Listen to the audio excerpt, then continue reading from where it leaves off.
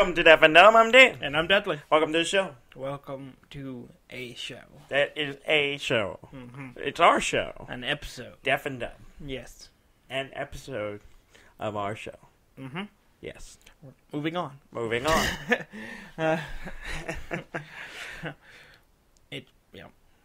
Yeah. All right. That's our show. I feel Y'all have a like... good night. Well, we did something different this time. We don't have the music playing. Yeah. We're editing it in. Yeah. And it feels like the tone is We wrong. like to tell people exactly what we're doing on the show. And what changes we make. Uh-huh. It's a little different. For it's hard you, it's hard to it get looks amped the up. same. I know. I don't feel like we started. We should have just played the music to ourselves. I'm like, yeah. There's the there fun. it is. There's the music. All right, and then we can go. Yeah. But anyway, Yeah. welcome to the show. Mm-hmm. Did you have a good week? Yeah. Yeah, I had Mhm. a good week. Yeah. Man. We went out of town this weekend. Mm-hmm. I hung out with Ham and Lady Ham, and or as I like to call her, Mar. Not to her face. Yeah, we hung out with them this weekend, Uh-huh. and our older brother Rob. Rob. Played some games. Mm-hmm. And A game. Mm-hmm. And yeah. I guess we'll start with that. You want to start with that? Let's talk about that. That's not on my first thing on the list, but That's we can start. fine. We can go in any order we want. It's our show. We produce it. Well, I wrote it on my paper. And Yeah, you just roll down, read it, and then you go back up. Yeah. Okay. Yep. That's how it works. We did some pen and paper role playing. Yes. Yes. Star similar- Wars. Yeah, Star role-play. Wars. Star Wars themed role playing. Yeah. I'm a big fan of Star Wars. Yeah, I find How do you feel about the Star Wars? It's good. Yes. Anything else you want to say? No. Star Wars RPG is what we played. It's from Fantasy Flight. Fantasy Flight, which I didn't know was Fantasy Flight when we've been months talking about Fantasy playing. Flight game makes a lot of the games that we enjoy. We did like a demo of it. Yeah. God, it's got to be over a year It's ago. over a year ago. I should have went back and looked at what episode we talked about the demo. Yeah. It's been a while. Because we've been trying to unsuccessfully get together like every month or two to play some role-playing games, whether it's D&D or Shadow of the Demon Lord or something, just to kind of so we can get together and hang out. And we have not done a very good job. Well, one of the things that was going to be in the rotation was Ham was going to run a Star Wars game for us. And we just hadn't done it. Yeah, we get busy with life. Yeah. And, making babies and stuff. Well, that's only going to get worse with the baby thing. When the baby actually gets here, it'll make it even harder for me to... we could get a stool for stool? it. It could sit right here. We'll be like, all right. Yeah. All right, blow on these dice, baby. blow on the... What? All Are right. you gambling with the... Okay, spitting works. Yeah. And roll. Uh-huh. Unsuccessful. Uh-huh. And slimy. And gross. Wait, are we gambling with the baby? No, we're playing D&D. Oh, I meant for the show, just right here. Oh, well, during the show. I was role-playing as if the baby... You were role-playing as if the baby was role-playing? And the baby was role-playing with me. Role-playing baby. I'm a good dad, and I want to include my baby. Uh-huh. That I just patted on the head. Uh-huh. With imaginary. Yeah, role-playing baby. Got role-playing baby. And rolling it in and going, you disappoint me. That was supposed to be a good roll. So you win some and you lose some. Yeah, that's the lesson. Yeah. You hear that, baby? It's not here yet. You know that, right? I'm preparing. Oh, okay. You're role-playing still. Yeah. Baby role-play. Baby role-playing. All right. That'd be a new D&D game. Yes. From Wizard of the Coast. Baby RPG. Baby RPG. Be the new dad. Roll be the father or mother you've always wanted to be. Be the non-gender specific parent. Yeah, I mean, raise I guess a child. Uh-huh. And you just sit around the table with other potential The whole dads. thing it's a role play pen and paper version of Who's Your Daddy. Yes, and It's the basically DM the plays the baby. It plays the world and the baby. And the baby's an NPC. And you just have to keep it alive for 18 years straight. Yeah. And he'll roll for, things like, did the baby poop themselves? Did the baby spit up on you? Uh-huh. Did you successfully feed the baby? Stuff like that. I think it'll be both educational and terrible. Yeah. It's too real. Too real. Yeah. Too soon. We've done weird role-playing games before. We played that one game. I don't know what you're talking about. I do weird role-playing all the time. Do you? With just lady whoever. Strangers on the street. Strangers on the street. You just walk up to people, hey, pretend to be my child. That would be a strange thing to ask somebody. But, I remember there was a game of Dread. And Dread is a role-playing game where instead of using dice, you use a Jenga tower. And you pull bricks out. And when you make decisions, you pull a brick. Yeah, you pull a brick, and if it collapses, you die. Yes. No matter what. It's like, I'm going to pick up some trash. Yep. Go up, make a pull. I died picking up trash. Yeah. You fell in the street, a car ran you over. I don't know. But it's fun because it builds a lot of tension because obviously as the game goes, the tower becomes more fragile, less stable. Yeah. And but we played one once where we were all children and at a sleepover. I don't know how old we were supposed to be. 8. Yeah, something like that. 8 or younger. And at a sleepover, and we woke up in a horror situation. We had a joint dream. A horror dimension. Yeah, joint dream, that's what it was. And it was scary. It was pretty fun. But I played in that one I played the kid that was just you were the youngest. You were playing the young kid. I was playing the youngest kid, and I was also playing, he was the most shy, and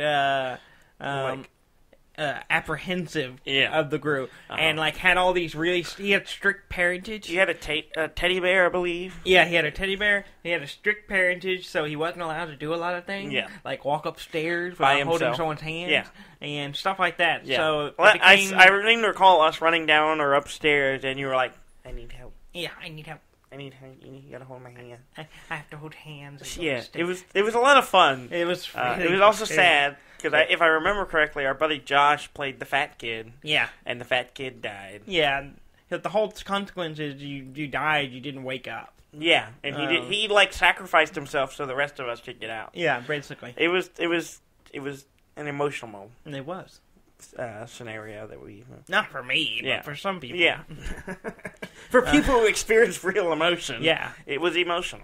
We'll see if I experience real emotion when I have the baby. Yeah, we'll have it right here. We'll just get a little high chair. We'll just plop it right down. I don't know if bright lights and loud noises, it might like it, particularly in this direction, are good for a baby. The baby's gonna love me. Yeah, I hope not. Actually, I hope so. Then we'd be like, "Hey, here, baby loves you. We're going away for the weekend." No, I'm not gonna hold it or take care of it. I'm just gonna. I'll play court jester to the baby. That's it. Okay. I will amuse it and nothing else. Come over here while we watch TV and play with the baby. We need some nap time. But yeah, anyway, Star Wars RPG. Yeah, role-playing game from Fantasy Flight. Who makes everything Star Wars, apparently. Yeah, they do. They have the licenses right now. Yeah, and they also make a lot of other good stuff. I mean, they make Star Wars Destiny. Mm-hmm. They also make Keyforge. Mm-hmm. They make the X-Wing game, which I hear is really good. Mm-hmm. They do all kinds of stuff. Yeah.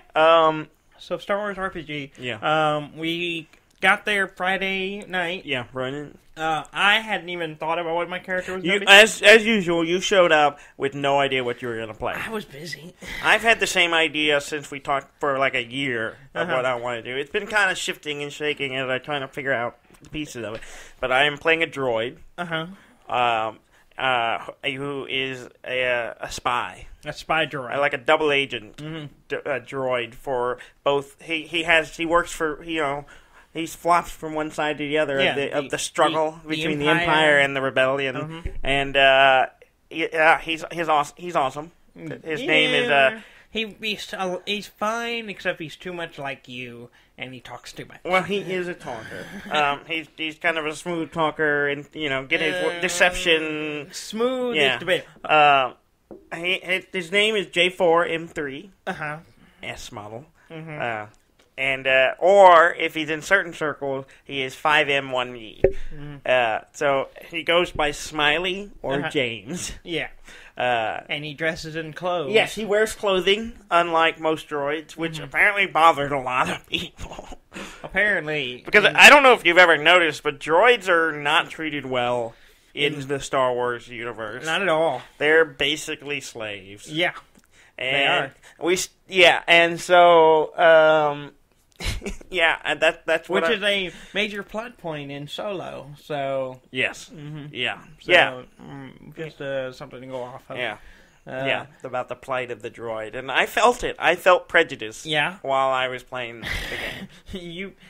I don't know if prejudice would be the word I would use to describe discrimination. I would say you were just annoyed by everything. Oh, I'm supposed to just so if go stand at the back of the shuttle, as it were, and just be the droid. Just don't cause any trouble. You're causing problems. Don't cause problems. Just go stand at the back of the bus. Yeah. So you were forced to do things, and then when you were excluded from the droid stuff, you were annoyed too. Yeah, so at the beginning of the game, we started on a shuttle, and I was forced to sit in what Ham called the droid zone, which was at the back of the shuttle, and which was gated off.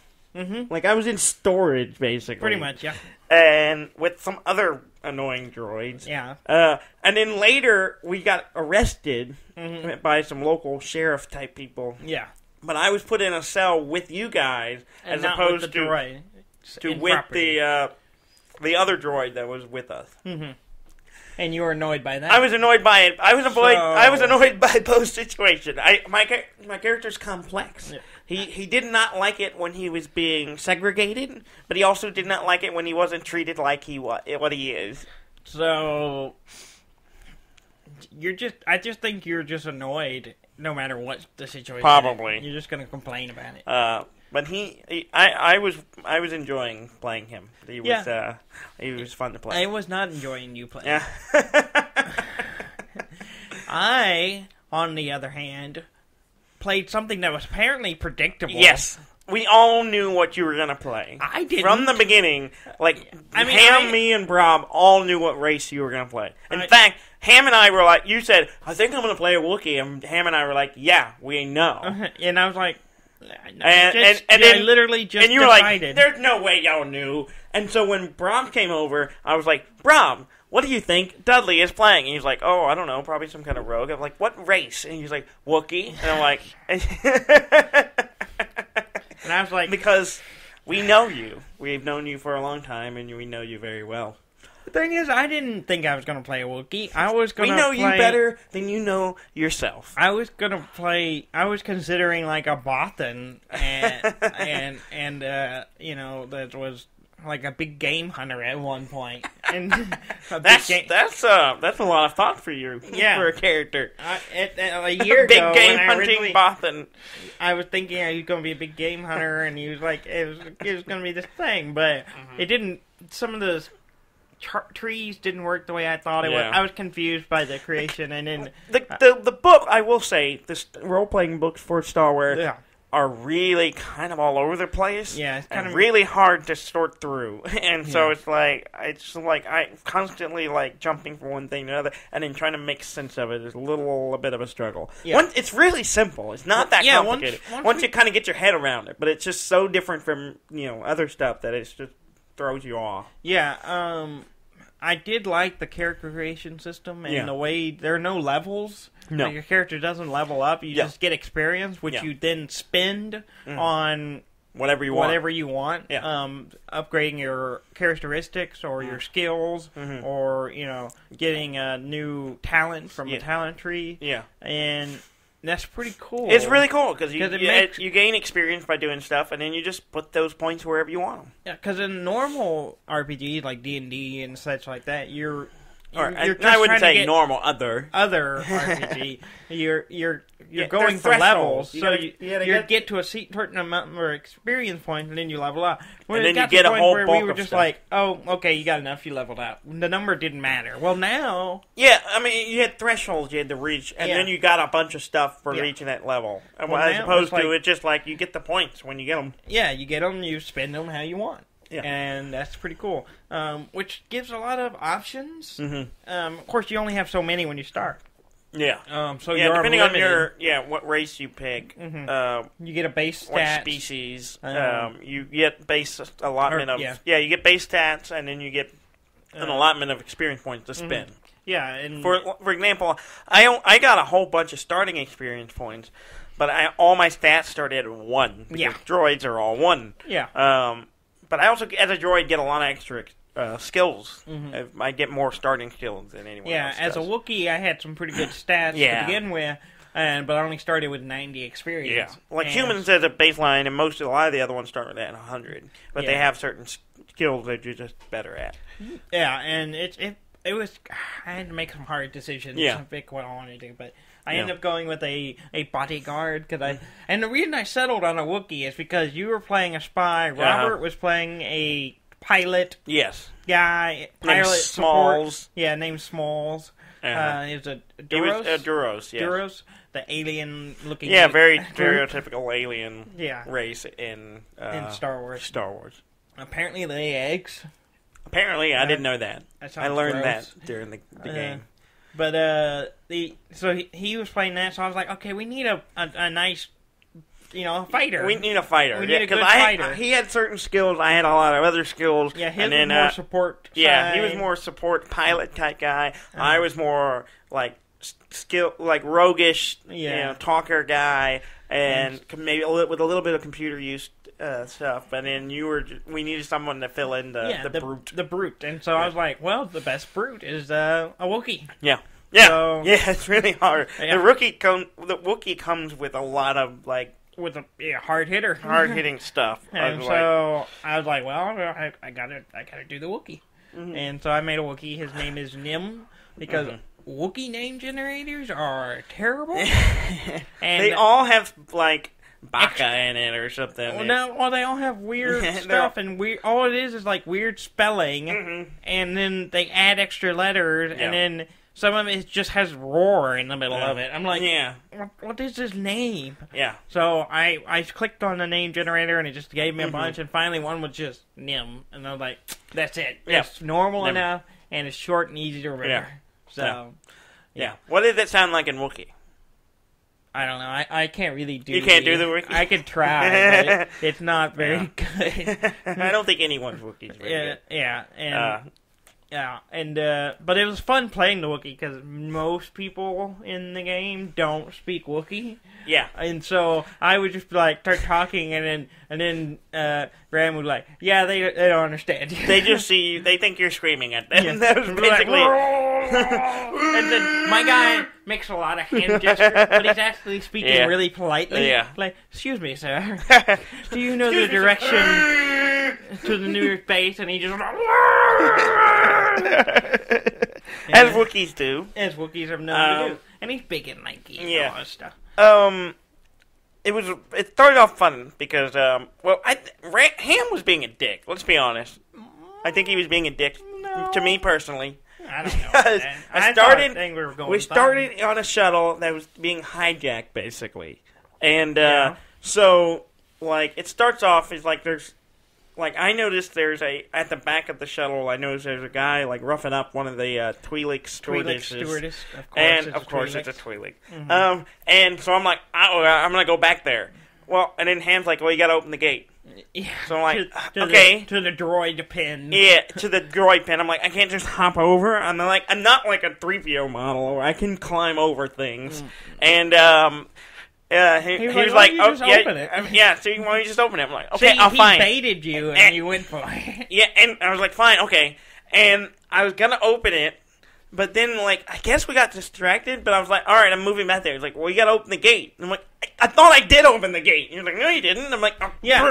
So I didn't spin my maneuver opening the gate, which I didn't. I spent my whole, combat started. I opened the gate and then walked out. And then that was my turn, apparently. Yeah. Because I didn't have a melee weapon, a ranged weapon to shoot the guy. Yeah. All I had was, I have electric hands. I can shock people. Yeah. Because I infiltrate and, just stun people.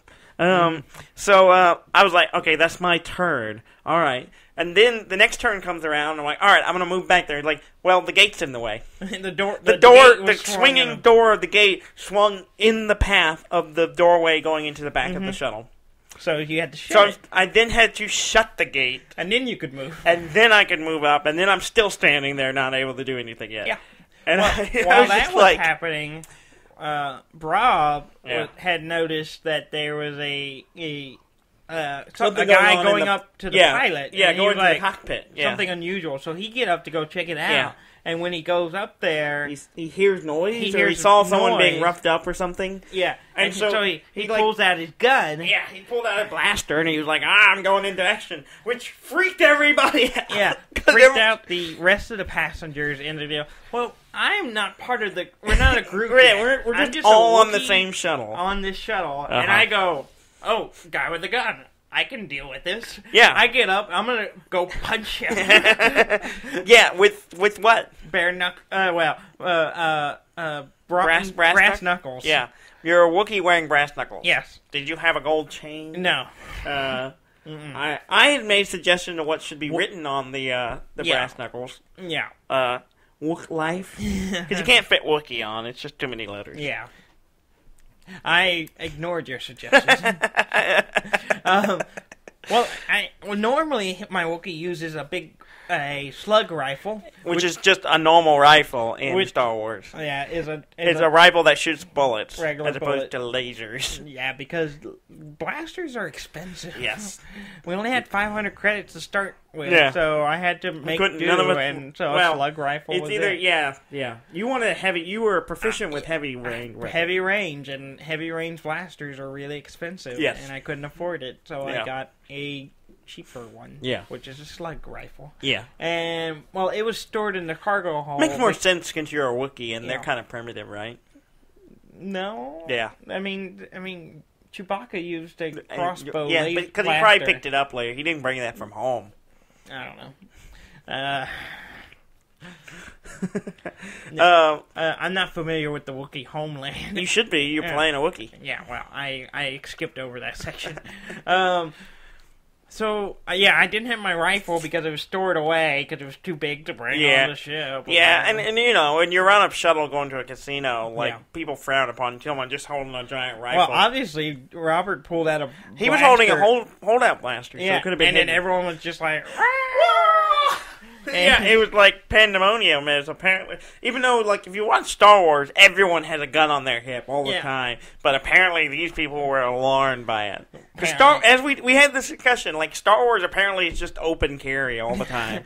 Well, yeah, but I think it's in the rules of the game that you have to have a license to carry a pistol, or not just pistol. The heavy blasters are heavy light, like the one that Han Solo Ham brought up. According to the book or role-playing book, the blaster, the heavy blaster that Han carries is illegal unless you have a permit. And he just wears it on his hip all the time. Mm-hmm. I don't give a shit. Yeah, which is kind of which makes it a little more awesome. Yeah. He's just I don't care. I don't have a permit. Yeah, ask me if I have a permit. So we got into action basically. Yeah. I proceeded to miss everybody. Yeah. And I was stunning people to sleep. Yeah. I would just go and grab them and shock them. And then we crashed the ship. Okay. Robert got to the pilot room, the cockpit. Cockpit, that's it. And I'm just not familiar with that word. The cockpit. And am I saying it right? Yes. Cockpit. Yes. Okay. Don't put so much emphasis on the first syllable. Okay. He got up there and the pilot was knocked out. Yeah. And the other guy was trying to crash the plane. And so he shot him after a little bit of shooting back and forth. He got him and then proceeded to try to recover the plane or shuttle. And you were in the back and there's the guy there. Yeah, I was ripping out wires. Yeah, sabotaging the shuttle. Yeah, and what happened next is Robert crashed the shuttle. Yeah, right? It's Robert's fault. It is Robert's fault. It's all Rob's fault. Yeah. He's listening probably right now. Pilot. So, Rob, you should be very disappointed in yourself and your character. He is a pilot. Pilot. Air quotes. and he crashed the ship. I thought he would be better.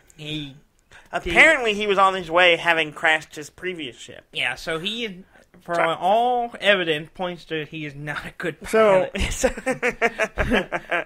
it seems like most of the ships he has had under his control have crashed. Yeah.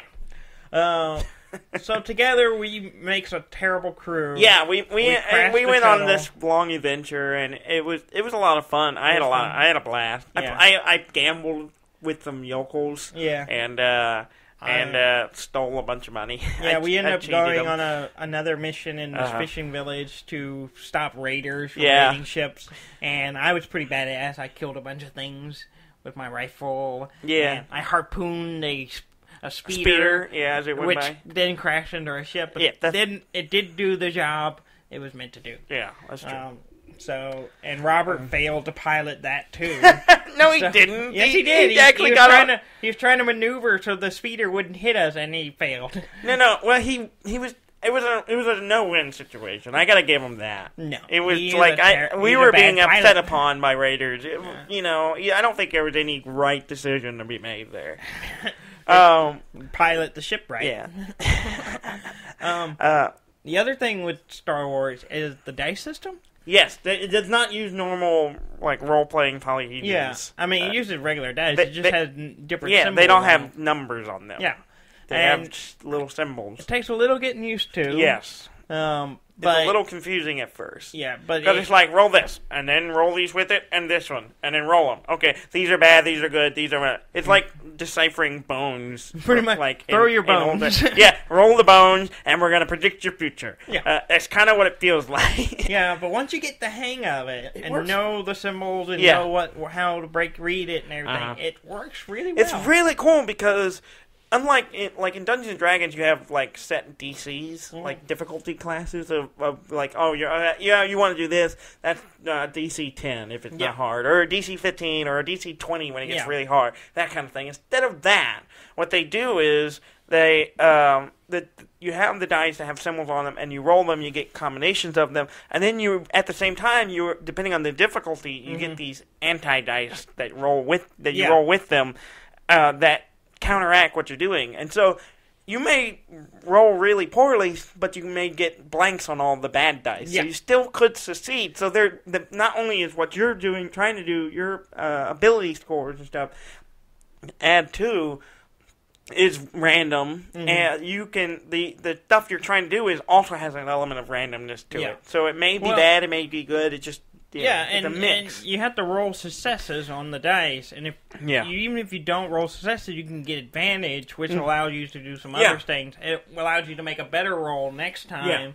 add an advantage dice. Yeah, I can shoot at an enemy, and I can completely miss, but I can gain advantage from the dice roll. Which allows you to make some choices. So I can either get an extra maneuver out of it, or I can because I shot at him and hit next to him and startle him, I get advantage on my next roll, because he's put off by whatever happened. Yeah. Or so it has a lot of story building elements that kind of encourages crazy stuff happening, or you still, just because you did something and you failed doesn't mean it didn't have any results. Yeah. But it also has the opposite can happen, because there are what's it called?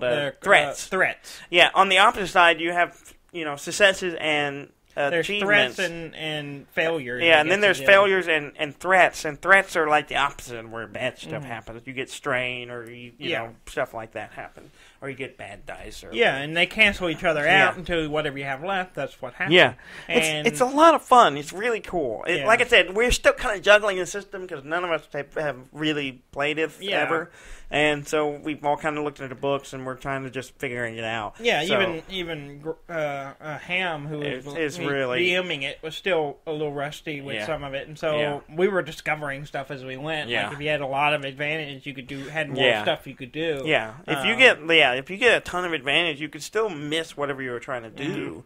You just get a bunch of extra things for doing it really failing really well. Yeah, you can use it to help other allies. So, I failed, but because of what I did, it gave you advantage because of some reason. And the DM can kind of insert that into the storytelling element. So it's a lot of fun. It is a lot of fun. I enjoyed it. Really free-form and yeah, very loose. Yeah, I really like it. It's not a strict system, which is nice. It's more focused on the RPG part. RPG, on the storytelling elements of it. It's a lot of fun. A good story. Yeah. And our story is we're not a good crew, but we do have fun. Yes. We like to have fun. We like to party. Yeah. Yeah. Party all the time. Mm-hmm. Yeah. Do you want to talk? Anything else you want to talk about in the Star Wars? No. It was just it was just a lot of fun, and I really appreciate him running it for us, and hopefully we'll do it again sometime in the future before the baby comes along. Yeah, before we have the baby here. Mm-hmm. I don't know. I keep patting the back of the imaginary head. The imaginary. I'm patting the back of the head. Okay. You're supposed to support the head, right? You're supposed to support the baby's head, right? You're gonna be a terrible dad. I'm not gonna be a dad. I'm gonna be an awesome uncle. Okay. See, there are qualities that you have as a father that are not good, but those same qualities on an uncle make you cool. I'm gonna be a cool uncle. No. Did you play anything else? Yes.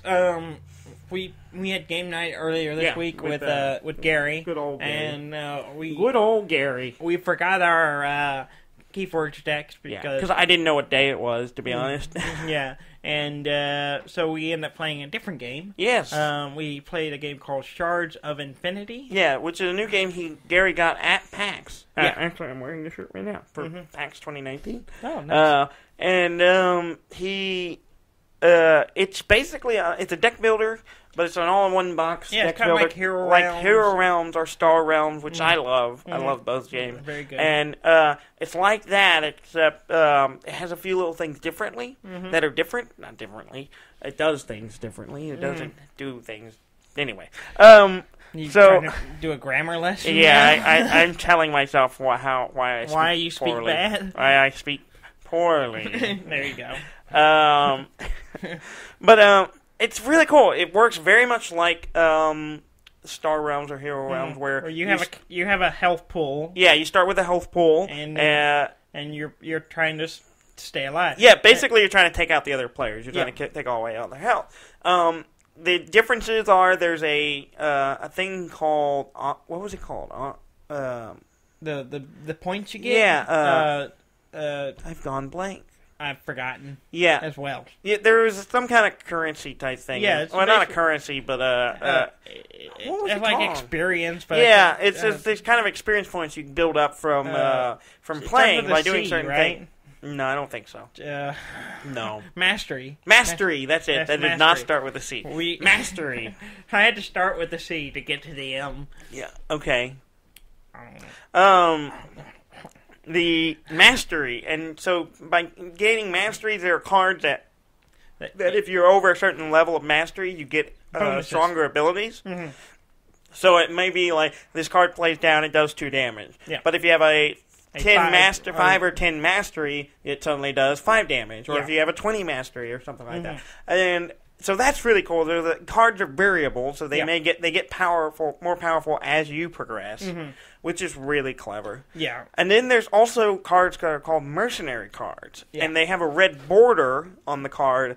And the only thing that's different about them is you can purchase them like you purchase any other card out of the pool, or you can pay the cost and just get the ability on the card immediately and take it out of the pool, and it doesn't go in your deck. Yeah, it goes discarded. It just gets discarded. Yeah. Which, at first I was like, that's kind of weird. Yeah, but in the first game we played, I was thinking, I'll never do that because I want to get multiple uses out of it.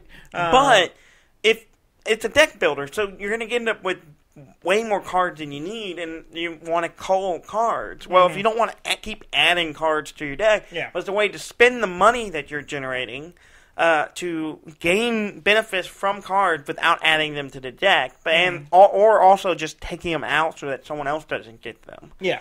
And it's really cool, so you can just nab it and get the ability really quick, but it goes out and you don't get to ever use it again. Yeah. We played 2 games of it. I played the Tetra with my character. Yeah. Do you remember your character? Woo something Shin something. Yeah, yours had a weird name. It had a weird name. The first game we played this play style where you can only attack the person to your right. Yeah, which apparently is a Hero Realm game mode. There's three of us. It was kind of a way to balance things. Yeah, because we played Hero Realms, or what do you have? Star I have Hero Realms. You have Hero Realms. Yeah. We played Hero Realms with 3 players, and it just turned into 2 people. Yeah, a lot of times it'll person. turn into like, okay, we're gonna gang up and kick out this person, then we'll fight each other, kind of thing. Well, this kind of keeps you from bullying, basically. So basically, you can only attack the person to your right. Yeah. And the game ends when one person dies, and whoever has the most health after the first person dies, that person wins. Yes. So you could kill the person next to you, but you don't have the most health, so the other next player... Which is exactly what happened, because I was putting out a bit of damage. A good chunk of damage. Yeah, and so I was hitting you a lot, because you were to my right. Well, then Gary realized this, and so he was basically just keeping himself fully healed. Yeah. And so that... if I killed you, I would lose because he would hit me, and I would, and so I, and that's what happened at the end of the first game. It just like we ran. I could not. I had damage I could not use. Yeah. So I killed you and gave Gary the win. Yeah. And it was fun. Yeah, it was fun. It was a struggle. It was a longer game. We were still learning it. Yeah. We played it, and we decided to play it again. Yeah. And then we played a new style where it's basically free-for-all. I think it's called Bloodbath. Bloodbath. Which is aptly named. Yeah. Instead of deciding where the damage goes, you deal equally to every player when you deal damage. Not equally, you do the full amount to both players. What I mean. Yeah. That's what I mean, equally. Yeah. You don't split it. Yeah. If you do 2 damage, you do each 2 player. damage to each of the other players. Yes. So I took advantage of this, and I went first, I think, and then we just started playing, and I realized then the value of the mercenaries. That if I buy a mercenary, I can immediately go, okay, I can do 5 damage. Just buy it goes away. Buy it go. And I just kept doing that and buying stuff, and it would just give me bonuses. And it was fun. It was a lot of fun. It was a lot faster. Yeah, it was just very quick because you're just throwing out so much damage to everyone. Yeah, and we played in 30 minutes. Yeah, it was really quick. And I did really well though. Like I was like super like I did because I had all this like synergy because I was like just dumb. I was constantly like play this card, draw this card, draw another card, and I had like 20 something monies or whatever you want to call it, currencies to spend. So I was like I had tons of money. I had more money than I had. No, that was the first game. No, this was the second game. No, the first game you had. No, the first game I was able to buy things and put them in for free. The second game is the one I was generating tons and tons of money, and I had like tons of cards. And then, but it came down to it was really close. We knocked Gary out, and then it just became you and me fighting, and then it literally came down to like 1 point. You beat me because you. We came down. You weren't able to do enough damage. I got me down to 1. I got you down to 1, and then the next round I killed you. Yeah, basically I was just like, okay, if I can get enough damage, and I had a good bit, but I was able to. I played everything, and there was no damage cards out to buy, no mercenary damage cards that I could just throw at you, or there might have been some, but I didn't get enough, and so I was like, okay, I'm gonna play this card, which lets me draw like 2 more cards. So if I can draw 1 damage, I can win. And you didn't. I did not. And I was just like, and I had plenty of cards in there that could have done it. Yeah. And it just didn't work. So it was a lot of fun. I really enjoyed it. I like it a lot. I still think you're getting it mixed up with the first game and the money. I'm not. Because the first game we had to keep track of it for you because you were like, I have 22 That was the second game. No, that was the first game. Okay, whatever, but that was the second game. I don't think it was. It was. Because we had to sit there a long time while you were doing it. I know. And that's why it was a longer game. The second one went a lot faster. No. Okay, we'll move on. Because I'm pretty sure. You remember stuff like this wrong all the time. We'll ask Gary, but I'm pretty sure I'm right. You're not. While we had some downtime at Graham's, so I played some Diablo 3, and I was able to finish the main story of Diablo 3 on the Switch, and started the Reaper of Souls, which is the DLC. Yes. And the first time I played it, so I had to okay, I guess I should pay attention now, because I played the game before, so I knew generally what the story was. Skipping cutscenes. So I just skipped all the cutscenes. Now I'm like, oh, I guess I should pay attention and see what's going on. And so I guess I'll be doing that for a little bit on my off time. Yeah. I last week I was talking about Hollow Knight because, they announced they're coming out with a sequel to it and Silk Song. Yeah. And I was, going on how great that game is and how I was considering getting it for the Switch. Yeah. Because I played it on PC. Yeah, and you were like, I was thinking about it. I'm thinking about it because it's only a $15 game. Yeah. I'll think about it. But I predicted that there was a good chance eventually it would happen. Mm-hmm. Later that night, after doing the show, it happened. I was looking at the Nintendo shop, eShop, and I was like, it's only $15. And then I watched the little trailer because I was showing Sky, my girlfriend. I was showing it to her because I was like, yeah, the art's fantastic and a little bit adorable. You need to see it. So I was showing it to her, and she was like, oh, it's really cool. And then I got to the end of the little trailer, and it was like, now with these DLCs, and I'm like, I've only played 2 of these DLCs, and there's 4 of them in there. So I was like, and I think another one coming or something. Yeah, so I was just like, bye. And so I bought it. So I've been playing Hollow Knight all week. Yeah, I am. I know. When we were driving to Ham and Brob, you didn't talk to me. You played Hollow Knight I did talk to you. So I sat in silence for 2 hours. I don't understand. Conversation is a two-way street. Well, you could say, should have started it. Yeah, but if you felt like you wanted a conversation, you can start your own conversation. No. You gripe about me talking way too much, and now you're complaining about me not talking. So I was expecting you to start the conversation, and you didn't, because you're always talking. And you disappointed me. I disappointed you by talking too much and not talking. Yes, I'm a complicated person. Yes, I see that. Graham was showing us Resident Evil 2. Yes, the remake. Yes. Which is looks pretty good. I didn't play the Resident Evil game, but it looks really nice. I never got into them because the old one's controls I really had a lot of trouble with. Which looked like they fixed in this one. I guess. I don't know. Yeah. It looked pretty good. He was showing us all the Mr. weird... X, the guy who followed you around all the time. Yeah. It's really kind of silly, but creepy at the same time. Yeah. It's like, when you get in a situation where you're chasing someone and there's a table between you, it feels like a whole game of that. It's like, no, you can't get me. I'm walking around the table. Yeah. And you're like, some of the mechanics... That's exactly what that is. Yeah, some of the way the NPCs work in there is kind of funny. But it is, he was fighting an old zombie at one point, and I'm not familiar with the game, and he was just shooting the guy in the knee, and I'm like, why are you shooting the guy in the knee? Why don't you shoot him in the head? And he's like, yeah, it takes a lot of bullets to kill him in the head, so it's easier just to shoot him in the legs. Just and make blow them their legs over. off, and then they fall over, and they can't hurt belly. And then they can't really catch you. I'm like, okay. Yeah. And I'm like, okay, whatever works. So you just had zombie crawling everywhere all the time. And he'd be just walking around. And I'm like, okay. It was nice. It looked good. Apparently the same people were maybe doing a third one as well. Oh, yeah. So, we don't know. We'll see. Any other games you want to talk about before we move on? No, I don't think so. Okay. Well, let's get into the news. Go on. Where's your news list, Daniel? I didn't know. I don't have one. You have a list? Oh, that's last week's. You didn't even look at news. I did not. Week. You're useless. No. I don't think we talked about this. I went back and looked at my notes, and Castles of Burgundy? Yes. Is a board Castles de la Burgundy.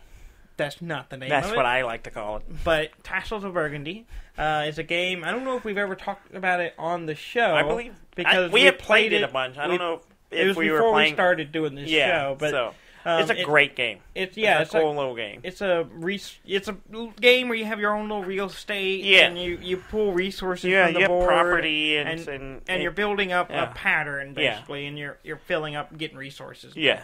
It's a lot of fun. It is a lot of fun. But it's kind of known for not looking that good. Yeah, it's kind of muted. A lot of pastel, kind of flat colors. Yeah, it's a Euro game, so it's got that kind of look. Yeah, and it is a fun game. It is a really great game. Popular game too. Yeah. But they're coming out with a new edition. Yeah. And the box looks great. Oh, does it now? The box is really nice. It's got this nice burgundy color. Okay. And that's appropriate. And it has the expansions with it. Okay. I think there's 2 of them. It comes with that, so it's a complete set. Okay. But it's coming out this year, and here's hoping that it's prettier than the old version. I mean, it has to be, right? If the box it seems like the only better, reason you would do it is if you're going to update the art to make it look good. Make it more modern is Sure. what I would say. And so we'll have to check that out when it comes out. I believe it's coming out in August sometime of this year. So I came across it just looking at Board Game Geek, so I thought that was cool. And just throw it out there. Let's see. What else got? Updates are coming to Fallout 76. New free DLC, basically. Expansions. It's not DLC, really. They're just adding more to the game. Yeah. 3 of them this year. Isn't that what a DLC is? Yeah, it's downloadable a DLC. content. Yeah, but a lot of times it's like a separate, get this DLC. This is just adds to the game. It's an update. It's an MMO, so it gets updates. Okay. And eventually they'll make you pay. I think you're splitting hairs here. I think you are I don't know. Let me talk about. I'm talking about a game you play. Yes. That's apparently not good. It is good. It is a good game. The content is good. Mm-hmm. The user experience on it is rough. So if you like it rough. And I don't mean like the user experience as in the menu layout and the HUD and the user interface. I just mean me trying to play it has been frustrating sometimes. The content itself is over there, and I have enjoyed it immensely. It's getting to and experiencing the content without jitters or disconnections or weird problems. Yeah, has been the problem. Yeah. Yes. Well. Okay, back to what I was talking about. Yeah, what were you talking about? There are 3 new expansions, what you were going to call it, coming out. Updates. We're going to go with the updates. One coming out spring, one coming out summer, one coming out fall. Oh, wow. So we got the Wild Appalachia, which is just adding new content and such as, new mission, new quests and all that stuff. And then the next one that's coming during the summer. It's called Nuclear Winter. In the summer. It's coming out in the summer. I mean, I guess Nuclear Winter can happen anytime. Yeah. Yeah. And evident of that is releasing in the summer.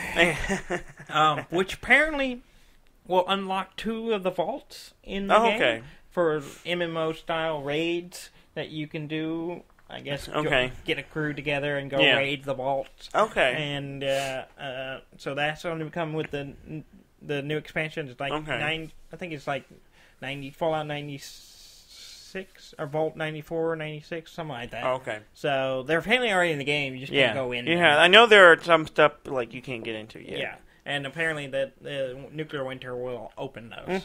And then the last one is called Wastelanders, and it's again adding more content, but there's not a lot of details on it yet. Which comes out in the fall. They're going to add more stuff to it. Yeah, and so it seems like they are working towards making the game better, and they're not abandoning it just because it didn't do well. Yeah. So that's good. Yeah, I mean, yeah. Apparently Anthem is not doing great. Oh, really? Ham was talking about it with us. And I really haven't been following it that much. I knew it was out. It was one of those games, like, I don't know if I'm going to get around to playing it. So it was one I was interested in. Yeah, I was intrigued, hoping they could take, like, the Destiny model and make it better. Yeah, and Destiny is fun. Yeah. I mean, I played Destiny 1 and 2. I actually finished 2, but and it's fun. The story's just kind of whatever. Yeah, it's just hollow. Yeah, and I had fun playing it with Trey, and that was just something to do. And I hear Anthem kind of makes a lot of the same mistakes as... Ham was telling us some about it. He said it just...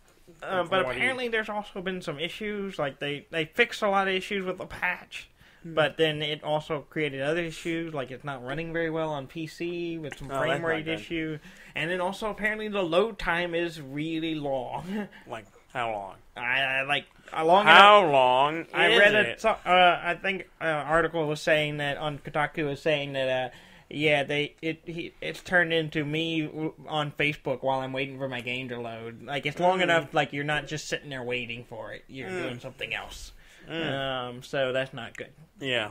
So yeah, that's not good. Not good. Long load times can be annoying. But I mean, like any of these multiplayer games, they usually eventually get there. It just feels like they may have released it too soon. No. Either released it too soon, or just made it. They should have made it like an early access, and just like we're still polishing they're still working on it. But, and that might have been a better way to go.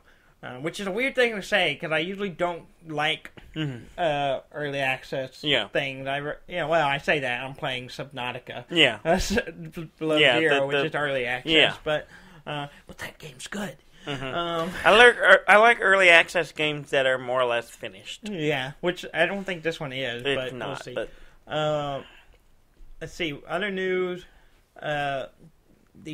Some sad news. No.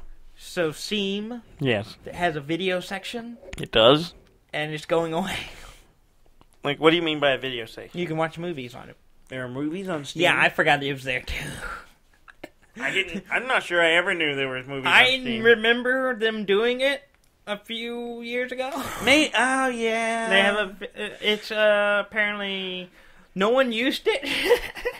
Not surprising. Because I forgot it was there. There were video. I just remember the only reason I knew about it. I think I came across a TV show, and I was like, "Wait, why is this on Steam?" It had it recommended for me, and I was like, "This is on Steam." And then, what show was it? I don't remember. I think it was a movie. Yeah, are you embarrassed by it? Is that No, why I really can't remember what it was. He's embarrassed. It was in Is it all video games? If it was something movies? that was real and embarrassing, I would have said it just because it would have been funnier. Is it all like video game based movies, like U-Ball films and Super Mario Brothers? I would have bought the Super Mario. I don't know what they were, but there are video game content videos on there, and which are still going to be on there for the game. They'll just be associated with the games that they go with. But if any standalone movie stuff eventually will go away. If you already bought it, you'll still, if you're one of the few people, if you're one of the few people who bought a video on Steam, on Valve, you'll still have it. It's just. No one else will get it. You just won't be it. You can still download it, but it can be like a collector thing. Like years from now, you'll be like, yes. At one point, you could buy movies on Steam. It didn't last very long, and most people didn't even know it was a thing. But I own a fair collection of these films. It's kind of like HD I also own them. I also own them on HD DVDs and Betamax tapes. Yeah. Like you chose the wrong one. I did not. People were watching their Netflix, and I'm like, no. I want my video game and video entertainment in one place. Right. And I will be vindicated. Right. In time. In other news, Reggie, the president of Nintendo of America. Yes. Which is a weird name. Yes, Nintendo of America. Nintendo of America. Yeah. The president of it is retiring. Yeah. So he's been doing it for 15 years. And he is retiring, and he's being replaced by Bowser. Bowser? Bowser. This was a coup. It was a coup. He is taking over. He has kidnapped Nintendo, and he's holding it Nintendo of America. Of America in a castle, and we must save him. And apparently his first name, Doug.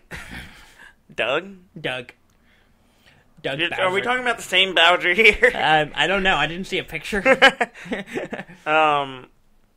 Like dragony turtle dinosaur thing looking guy. I did see him looking like a dragon in a picture. You just said you didn't see a picture. I lied. You lied. Because I said that thinking it'd be funny, and then I realized, wait, I have some funnier stuff I have to talk about pictures of. Yeah. Yeah, so as of April 15th. You know his career had to be helped by his last name being Bowser. It's gotta. It's got to be. It's like, well, I mean, we have these two applicants, Kevin Murphy over here, and Doug Bowser, you say. Oh. You think of the marketing we could do if his name if a guy named Bowser was He's not even qualified, but we're going to hire him anyways. Bowser. He can grow into it. Yeah. So, it's nepotism. It's a form of nepotism. A weird non-nepotism nepotism. Yes. But yeah, so April 15th, he will officially be retired, and Bowser will take over. There is a funny picture of him sitting at the desk, and Luigi and Mario are tied together on the shelf behind him. Yeah. So that's he's living up to his name. Yep, as he's already causing problems. So, good times. Good times. Last bit of news is actually an interesting story. Elite Dangerous. Not news. Story. It isn't new kind of news, but it's a story that's been going on for a few months now. Okay. It resolved recently. Okay. Elite Dangerous. Yeah. It's the space flying game. I have it. You have it. There are people in this game who are trying to basically see how far they can go. Okay. Get away from the Sol. The central solar system. Yeah. How far away they can get. And get there and come back. Okay. So so this guy spent 42 days in real time flying out. Wow. But due to miscalculations, he ran out of fuel. Oh. He couldn't jump back. Uh-huh. And so he was stranded uh-huh. out in the middle of nowhere. I mean, literally like 65,000 light years or something like that away. Yeah. And could not get back. Okay. So he literally was stranded. He's stranded in space. Lost in space? Yeah. Right, that was a phrase you could use. Yes. Well, he posted on a forum about it, and he had been stranded for a while, and was like, yeah, I'm stuck, and I made it this far, and everyone congratulated him how far he made it, but he's like, I'm stuck out here. I'm stuck out here, I can't get back. I'm sorry, friends, but I can't come back. Yeah. And, well, this began a rescue mission to save him. No way. Yeah.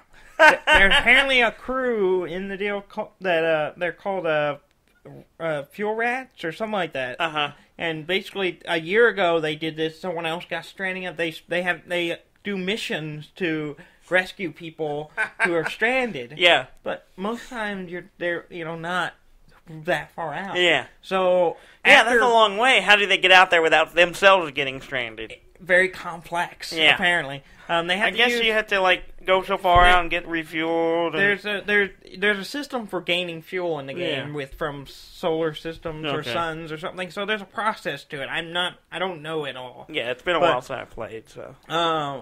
But basically they spent 3 days planning it. Wow. And then more time. They had to upgrade their ships to be able to do everything they needed to do, and it took 5 people, with 2 of them going the entire distance. Oh, okay. And they have a ship that can carry fuel. Somehow it's a fuel rat, something. The terminology was lost on me on some of it. Yeah. But I was reading through the forum of the progression of the story. So he spent 42 days going out there. He was stranded for 93 days. Wow. I think he was stranded for 50 days before the mission was...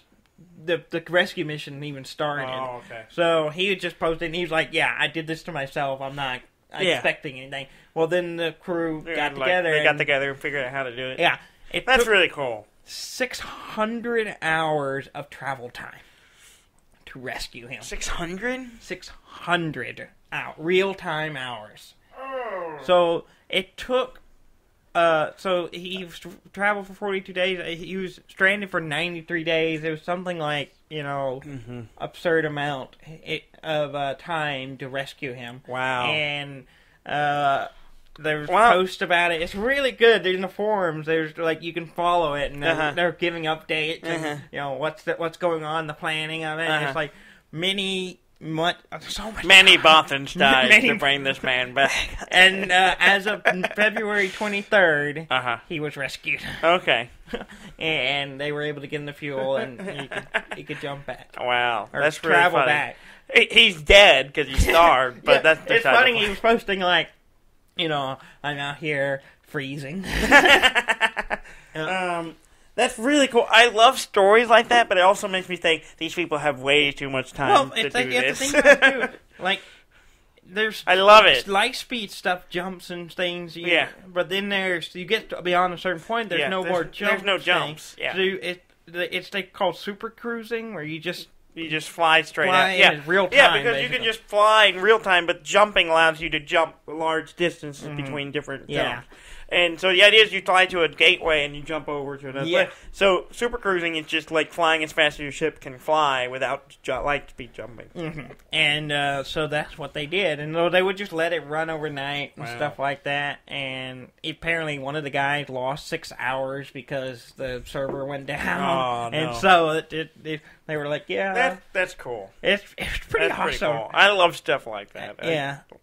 Stuff like that, and like people Eve have too much time. and Eve Online, stories like that. Crazy stuff, and it makes me interested in trying the game out. Just because I played it. It's good. I like it. It sounds complex in some ways. I played it with flight control, so that adds a layer of the immersion's really good, but it's also a little more complex. It sounds like it's really hard to calculate how much fuel you need to get places. Yeah, I don't know. I just go, the bar's full enough, I think. Yeah. That's really how but I don't go out that far. I stay within the place where I can jump in. Yeah. Well, so I thought that was pretty cool. I spent like 30-40 minutes reading the forum. You could have spent 600 hours, Dudley. I could have. Where is your dedication? I decided to just read about it in 30 minutes. Well, I would like to thank the dedication of our listeners for listening to the entirety of this episode. Yeah, we haven't even filled 600 hours, so you're welcome. You're welcome. We've been doing the show for 3 years, and we have not made 300 hours of material yet. Yeah, so when we reach 600 hours... Yeah, so we're halfway. We're in doing this show. We've done more than 150 after this episode. 158 hours plus the specials. So we're halfway there. No, we're a quarter of the way there to 600. I can't math. For some reason, I was thinking of 300. Yeah, I don't know where you get that from. We're a quarter of the way there. We're coming. Mm-hmm. So give us 12 more years. What if I guess we could have spent all of the show just trying to rescue one guy on Elite Dangerous. No. We wouldn't be done yet. No, we wouldn't. But this is divided among other people, so it's not like they spent 600 hours. No, they did. I don't think you understand this. No, they literally spent 600 hours traveling. Mm-hmm. They didn't divide it up like you spend 200, you spend... No, they had to go together. How many days is that? A lot. Well, I know that, but what I don't know. Divide 600 by 24. Let me think. Please go to deafandumb.com. That's DEAFNDUMB.com. And we're on YouTube now. Please go subscribe to us over there. We're on Spotify now as well, because one person was really adamant about it. Actually, not true. 2 people were really adamant about it. You're welcome, Mark. You're welcome, Mark. You're welcome, Scott. So we're on Spotify now, so please follow, subscribe, whatever it is you do on those things, and let us know what you think, and we'll just keep doing this. It's like 25 days, something like that. There you go, 25 days. I don't know, I did quick math. Yeah. Thank you very much for listening. I'm Dan May. And I'm Dudley May, and this has been Deaf and Dumb.